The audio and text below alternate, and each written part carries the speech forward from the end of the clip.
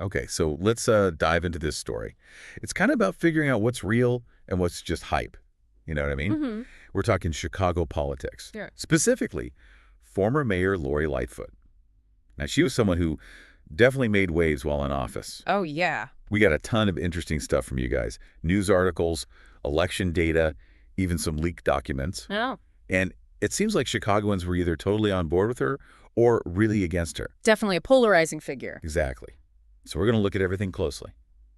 Was she really pushing for positive change? Or was she more about playing the game? That's what we want to find out, grifter or gifted. You decide. I think what makes Lori Lightfoot so interesting is that she was working within Chicago politics, which is already pretty complicated. You know, it has its own rules and traditions. Right. To understand how she got to the top, Mm-hmm. we got to look at what the scene was like when she came in. So the 2023 Chicago mayoral election, that was her running for a second term, right? That was the first time the city used a two-round system. Pretty unusual for a mayoral race in the U.S. Yeah. Yeah. It is basically if nobody gets more than half the votes in the first round, then the top two go head-to-head in a runoff. Oh, I see. Lightfoot was up against 9 other people, including Paul Vallis and Brandon Johnson. They ended up being the final 2. Wow, 9 challengers. That's a lot of competition. No wonder things were so intense politically. Yeah. Speaking of that, do we know where each candidate had the most support? We do. If you look at this map of Chicago, you can see how the support was all over the place in the first round. Each candidate seemed to have their own areas where they were really popular, reflecting the city's, diverse population and different political It views. really does look like a patchwork. Yeah. So with all this competition, how did Lightfoot do? Well, in that first round, she actually came in 3rd place Yeah. behind Vallis and Johnson. And that's important because it shows that even though she was already mayor, it wasn't a sure thing that she'd win. Chicago voters were clearly looking for something different. Okay, so we've set the stage. We've got a city wanting change, a bunch of candidates, and a mayor fighting to stay relevant. Yeah. Now let's get to the heart of it. Lori Lightfoot herself. She's known for her strong personality and a way of talking that some might call, well, blunt. That's a nice way to put it. Uh-huh. A lot of sources like those from Fox 32 Chicago and the Washington Examiner, they describe her as abrasive, confrontational, even kind of volatile. They point to a pattern of her saying things that were controversial and getting into public arguments which seemed to push away even people who might have supported her. There's this one quote from a lawsuit that really sums up this side of Lightfoot. Supposedly, she said it during an argument with a Park District lawyer. Ah, yes, the biggest debate in Chicago comment. That's the one. Whether she actually said it or not is still being debated in court, but it definitely shows the kind of sharp, almost aggressive language that she was known for. And this wasn't just a one-time thing. Right. There's also that incident with the CEO of McDonald's. She supposedly told him he needed to educate himself about the violence in Chicago. I gotta admit, that's pretty bold, even for a politician. But it makes you wonder, was this just her being passionate and speaking her mind? Or was it more calculated, a way to get attention and create an image? That's where the grifter or gifted question really comes in. Because some people might say that kind of fiery talk, especially towards powerful people, is exactly what Chicago needed. She wasn't afraid to upset people, to call them out, to demand accountability. But then again, did that really in-your-face approach actually make it harder for her to work with others and get stuff done? Was she more interested in stirring things up than actually solving problems? That's what we need to figure out. Because to answer that grifter or gifted question, we can't just focus on her personality. We also got to look at what she actually did. Totally. So let's start with one of the most controversial things that happened during her time as mayor. The whole Columbus statue fiasco. This was back in 2020, right? When there were those big protests all over the country and people were rethinking historical figures. Exactly. In the middle of all that, Lightfoot decided to take down the statue of Christopher Columbus in Chicago's Grant Park. This caused a lot of backlash, especially from Italian-American groups who felt like their heritage and history were being erased. And then it got even more complicated, right? It wasn't just about the statue itself. It was also about how Lightfoot supposedly treated people who didn't agree with her. You're talking about the lawsuit filed against her by a Park District lawyer who wanted to include the statue in a parade. He claims Lightfoot verbally attacked him and that it really hurt his career and emotionally. And he wasn't the only one who felt the sharp edge of Lightfoot's words. We have reports from WGN Investigates that uncover a completely different kind of controversy, one that supposedly goes back to when she was mayor of Dolton, which is a suburb of Chicago. They describe it as a maze of irresponsible spending under her leadership, including questionable Amazon purchases that added up to over $43,000 and expensive travel costs. It's important to mention that these allegations are still being investigated, and Lightfoot says she didn't do anything wrong. But it does make you wonder about how she handled money and if she always followed the same rules that she expected everyone else to follow. So we're starting to see a pattern here. A leader who's bold, outspoken, and not afraid of confrontation, but maybe also someone who crosses lines and makes enemies. And this is where things get really interesting, because the question becomes, was this all part of a bigger plan? A carefully crafted persona to achieve specific political goals? Or was it just her being herself, a leader who truly believed in her mission and was willing to fight for it no matter what? It's wild how this whole grifter or gifted thing pops up in so many parts of Lightfoot's career. Yeah. Like her approach to the Chicago Police Department especially, that whole court-ordered consent decree. It seemed like people had strong opinions on both sides. Yeah, the consent decree was put in place to fix those deep-rooted problems in the police department, like excessive force, racial bias, and a lack of accountability. It was a huge task, and Lightfoot had to oversee it all, which meant dealing with a ton of different people and groups. So she was kind of stuck between a rock and a hard place, trying to keep those pushing for police reform happy while also dealing with the police unions who were resisting some of the changes. Exactly. And it doesn't seem like she really satisfied either side. People who wanted change said she wasn't moving fast enough or pushing hard enough, and others felt like she was too focused on pleasing activists and not supporting the everyday officers enough. So were her actions actually about real reform? Or was she more worried about looking good and dealing with political pressure? That's the big question, isn't it?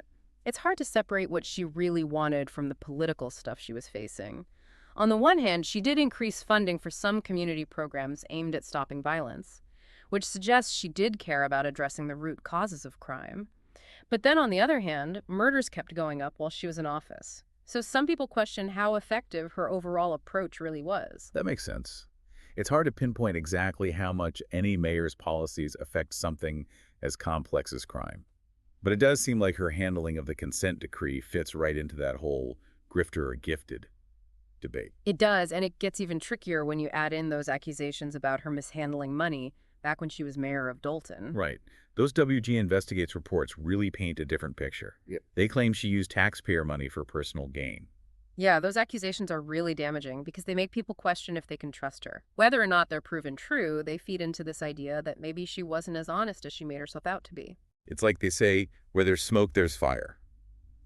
Even if it's just the perception that something's shady, it can really hurt a leader's reputation. Totally. And that can make it even harder for them to govern. People are less likely to support someone they don't trust, even if that person is proposing policies they might normally agree with. That makes me think about her push for an elected school board in Chicago. It was a big campaign promise and something education activists had been wanting for a long time. But then it seemed like she backed off from a fully elected board once she was actually in office. You're right. She did have some concerns about the proposed law. She argued that the board would be too big and that the transition wasn't clearly planned out. Some people saw that as her breaking a promise, while others thought she was just being practical and trying to make sure things went smoothly. It's a classic problem for politicians, right? Balancing what they promised with what they can actually do once they're in charge. And with Lightfoot, it seems like that balancing act often came across as her changing her mind or even playing politics. That's one way to look at it. But people who support her might say she was just adjusting her views as she learned more about how complicated the issue was. And didn't something similar happen with her stance on the minimum wage? Yeah, she initially campaigned on supporting a $15 minimum wage, but then kind of shifted her position when it came time to negotiate. Okay, so there's definitely a pattern here. A strong stance during the campaign and then a more middle-of-the-road approach once in office. Is that a sign of a smart politician who knows how the game works? Or is it a betrayal of the things she said she stood for when she was trying to get elected? Again, it depends on how you see it. Some might think it's just a necessary compromise, the only way to get things done in a complicated system. Others might think it was all calculated to make powerful people happy, even if it meant going against the needs of the people she said she represented. It really shows how tough it is to be a leader, Yeah. especially in a city as complicated as Chicago. For sure. And I think it's important to remember that we're not just looking at Lightfoot on her own. We have to think about the whole context of Chicago politics, the history of corruption, the strong power structures, and a population with very different and often clashing needs. Good point. It's easy to get caught up in the drama and controversies, but we can't forget about the bigger forces at play. Right, and when you consider those forces, it makes it even harder to definitively answer that grifter or gifted question. I'm starting to think that maybe there isn't a simple answer. No easy way to label Lori Lightfoot. Maybe not. Maybe it's more about recognizing that her leadership was complex, acknowledging both the good and the bad she did, and trying to understand how her actions fit into the bigger picture of Chicago politics. So if we're looking for a clear villain or hero in this story, we're probably going to be disappointed. Yeah. But if we're looking for a nuanced view of a leader who was both flawed and ambitious, someone who both inspired people and made them angry, then Lori Lightfoot's story is a really interesting one. I agree. And to really get that complexity, we need to look at one last episode that sums up this whole grifter or gifted dilemma, her public clash with the CEO of McDonald's. This whole McDonald's thing really shows how Lightfoot approached leadership, right? Like, it happened back in 2021. Remember when gun violence was surging in Chicago? Yeah. This was right after that awful shooting of Jocelyn Adams, that little 7-year-old girl. Right. She was killed while sitting in a McDonald's drive-thru with her dad. Just awful. It really shook the city and got everyone talking about how to stop this violence from happening. And Lightfoot decided to meet with McDonald's CEO Chris Kempczinski to talk about it. But it didn't really go as planned, did it? Nope. Reports say the meeting got pretty intense. Lightfoot supposedly told Kempczinski that he needed to educate himself about the violence happening in Chicago. I can see how people could take that comment different ways. Some might say good for her calling out a powerful CEO, making him acknowledge what was going on. Others might think it was just for show, trying to look tough and score points by putting him on the spot.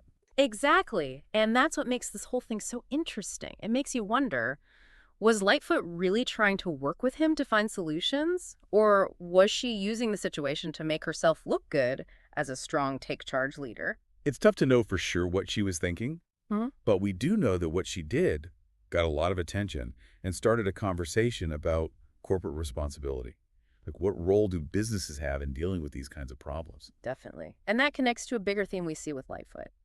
She wasn't afraid to use her position to challenge the way things were, even if it meant making some people mad. And that's what makes this grifter or gifted question so interesting.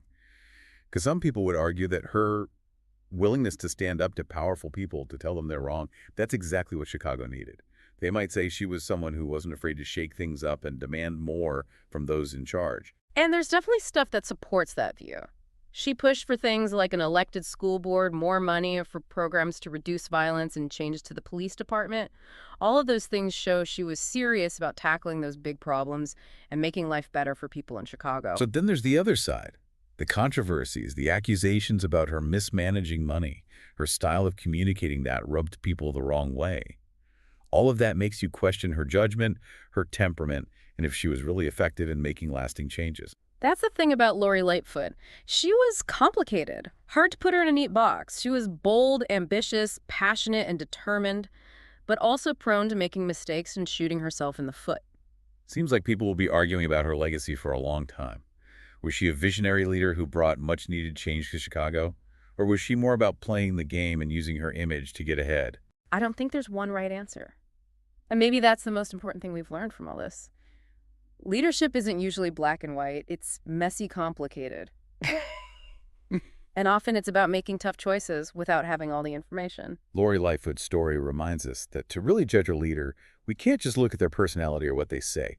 It's about looking at what they actually did, understanding the situation they were in, and recognizing both the good and the bad they accomplished. And maybe most importantly, it's about realizing that even the most polarizing figures, people we either love or hate, are usually driven by a bunch of different things. A mix of wanting to make a difference and having to deal with the realities of power. So as we wrap up this deep dive into Lori Lightfoot's world, we'll leave you with this. Next time you come across a leader who gets people fired up, who some people love and others hate, don't be too quick to judge. Take the time to really look at what they've done, understand the context, and wrestle with the complexity of their legacy. Because in the end, figuring out if they're a grifter or gifted is rarely a simple answer.